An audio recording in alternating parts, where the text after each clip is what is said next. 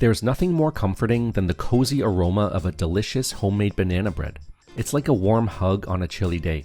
With a super moist texture and an irresistible flavor, this is a classic go-to recipe of mine when I'm in the mood to bake something easy and delicious that my family and friends all love.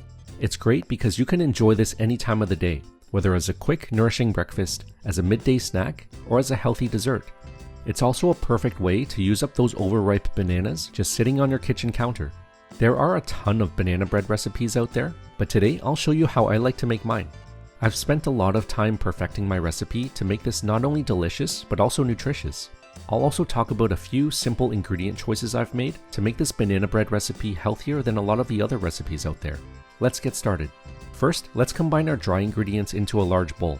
While many recipes typically call for all-purpose white flour, you can also use whole wheat flour, almond flour, or oat flour as healthier substitutes.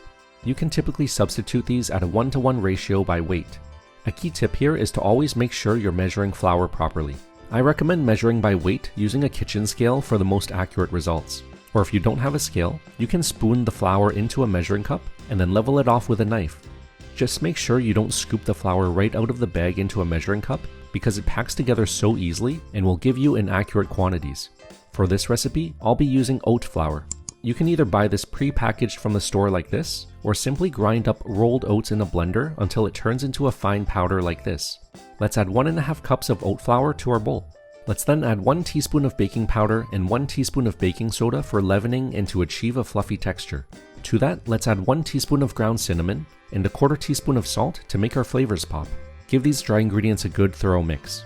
Then, for our wet ingredients, we're first going to need 1/4 cup of fat. While a lot of recipes use butter, a healthier alternative that I prefer is coconut oil. You can use virgin coconut oil, which has a strong coconut flavor and aroma, or refined coconut oil, which is neutral and flavorless. Let's add 1/4 cup of melted coconut oil to our recipe. Then we're going to mix in 2 large eggs that have been whisked. As a tip, if you want to make this vegan, you can replace the egg with a flax egg by mixing together 1 tablespoon of ground flaxseed with 3 tablespoons of water. This is a quick and easy way to replace 1 large egg in any baking recipe. Just double it up to replace 2 eggs. Next, as our sweetener, let's add 1/3 cup of honey. While many recipes use refined white sugar, you can choose healthier natural alternatives like 1/2 cup of coconut sugar or 1/3 cup of maple syrup or honey. We're then going to add 1/4 cup of Greek yogurt. This will help boost the moisture and tenderness of the bread. Then add 1 teaspoon of vanilla extract for a pop of delicious vanilla flavor. And finally, let's grab 4 medium overripened bananas or 3 large bananas. The more browned and spotted the bananas are, the better. Let's mash them onto a plate until it turns into a puree. The mashed bananas should weigh about 300 grams or roughly 11 ounces. We're going to add that into our bowl and then give it all a good stir until we mix everything thoroughly so that we end up with a smooth, runny batter that looks like this. Once the batter is ready, let's add in a few mix-ins. 1/4 cup of chopped walnuts and 1/3 cup of dark chocolate chips. You can also use other nuts instead, or raisins instead of chocolate chips if you prefer. Give it a good mix. Once that's done, we're going to grab a 9x5 loaf pan or something similar. Let's give the insides a quick spray with cooking oil, and then grab a sheet of parchment paper to line the middle of the pan with. I like to leave the edges of the parchment paper a little bit longer to make removing the loaf easier.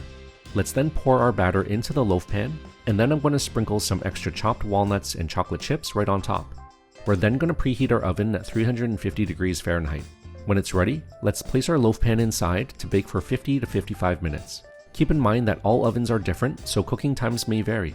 When it's done baking, let's take it out by lifting it up from the edges of the parchment paper and placing it onto a cooling rack. I like to use a toothpick to check for doneness by inserting it inside the middle. If it comes out clean, it's ready to eat. Otherwise, bake it for another 5 to 10 minutes. We're going to let it cool down for about 10 to 15 minutes.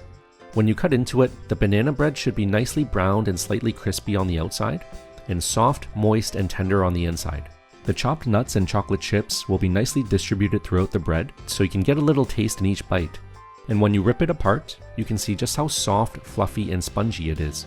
Once it's cooled down, you can store this away in an airtight container or tightly wrapped in plastic wrap or aluminum foil in the fridge for up to a week, or in the freezer for up to 3 months. Again, this was made using simple, everyday ingredients that you probably already have at home. With a few easy, nutritious substitutions for our flour, sugars, and fats, we've made this healthier without sacrificing any taste at all. Trust me when I tell you how incredibly delicious this recipe is for how easy it was to make.